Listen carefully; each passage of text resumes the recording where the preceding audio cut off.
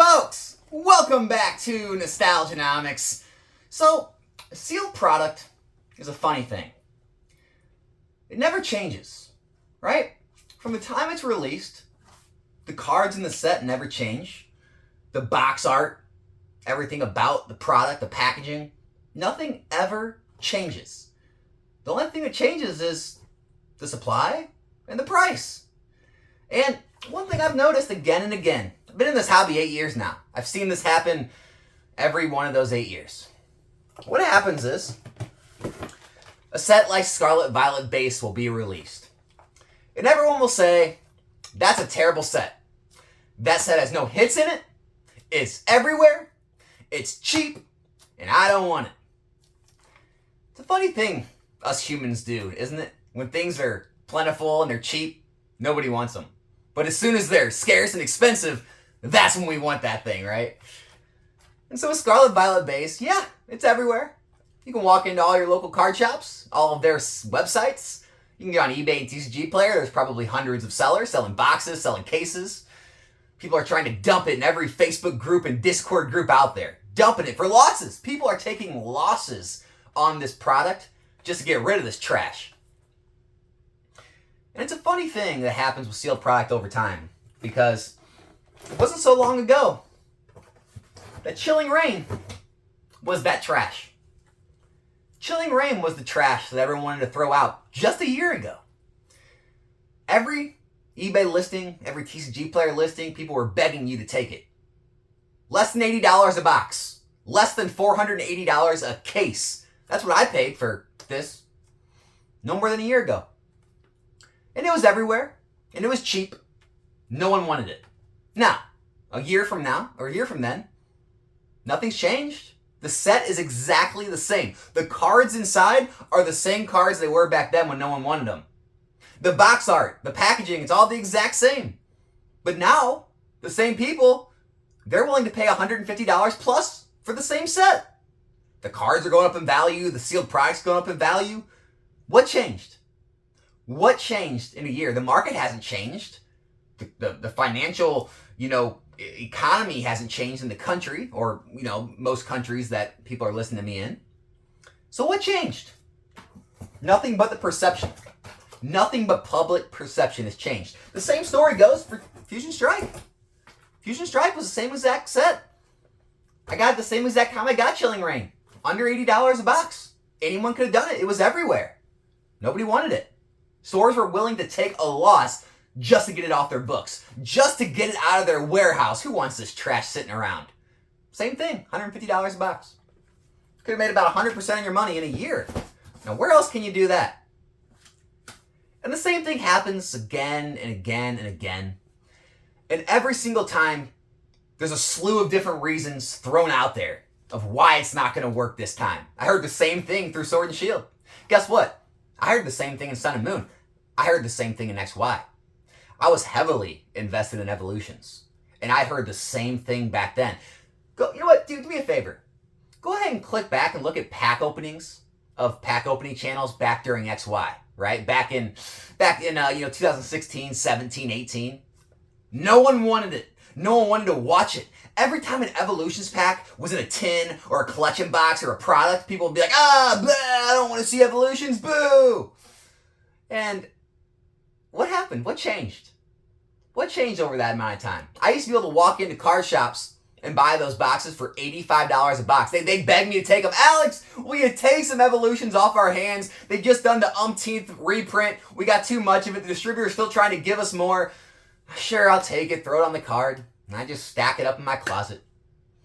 And then, funny thing happened. Public perception started to change. The boxes started to disappear from the market little by little, and the price steadily started to rise. And as the price started to rise, people started to notice and say, well, I don't have any Evolutions boxes. Should I get in? Is the final reprint done? Is this stuff actually disappearing?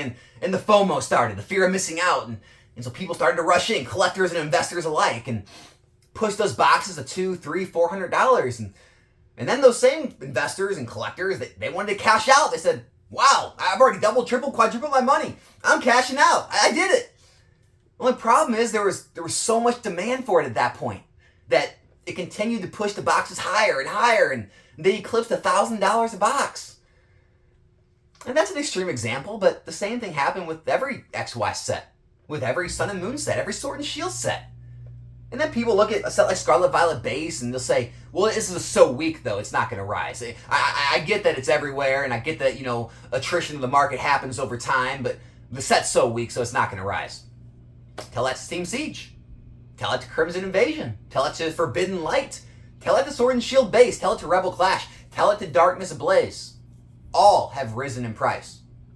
50, 100, 200, 300% since release. Matter of fact, test me on this. Go back throughout the history of Pokemon, all 25 plus years. You can't find one booster box that hasn't risen in price since release. Not one. So, when you're looking at all this and you're saying, well, this can't last, the same thing I heard every step of the way for the past 8 years, just remember, when you're saying this can't last, when you're thinking this is not going to work, you're betting against 25 years, 100% returns. 100% chance that it has returned over those years. So you're betting on the fact that that is not going to happen for the first time ever with Scarlet Violet Base, with Paldea Evolved, with Obsidian Flames. I don't know about you, but if I'm a betting man, I'm going with the odds. I'm going with the trend. And the odds and the trend, they're your friend. And they tell you a very different story than a lot of the negativity you see around the Pokemon community right now. And so look, I'm not a financial advisor, obviously. I'm just a guy sitting on a mountain of sealed product. Just like the guy on the shirt. If you like the shirt, check it out. You can get one for yourself, nostalgianomics.com. But I'm just a guy sitting on some sealed product, telling you what's worked for me over the past 8 years, telling you what continues to work year after year, month after month. And so, if it's something you might want to pick up, if you're looking to get invested in alternative assets, if you're looking for a proven track record, if you are in a sound financial spot in your life, it might be right for you. I can't tell you if it is, but it might be. It might be. The other good thing about sealed product is, if you're wondering, well, what do I get into? Do I get into sealed product? Do I buy the raw cards, the binders? Do I buy the PSA cards? I can't answer that question for you either, but I will tell you one thing. When it comes to market caps, okay? What a market cap is when it comes to anything, the stock market, Pokemon, it's the amount of product times what that product is going for gives you the total amount of money in that product.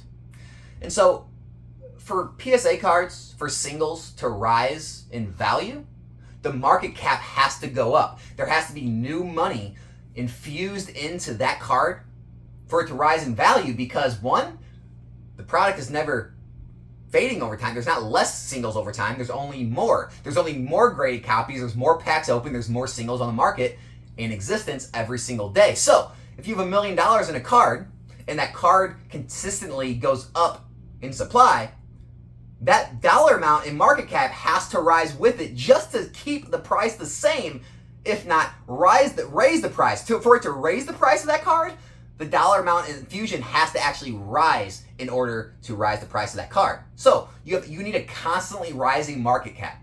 However, in sealed product, you don't need that. Let's say you have that same $1 million in a sealed product.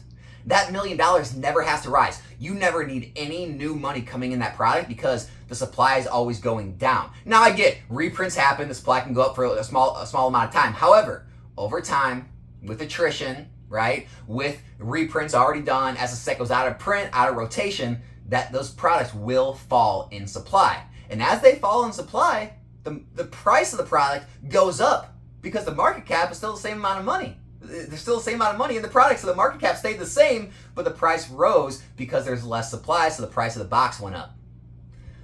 So that's why I feel a lot more confident in sealed product. That's why I've been investing in sealed product for 8 years. That's why I still continue to do that today. By the way, like I told you, I paid $80 a box, so less than $80 a box for some of these boxes back a year ago. I just bought more. That's how confident I am in some of these Sword and Shield era sets. That's how confident I am in Pokemon sealed product to begin with. So look, if you share my confidence, if you think a 25 plus year track record of 100% of the time this working is enough for you, if you think the hobby is going to continue to thrive, might be something worth picking up. Hope you enjoyed the video.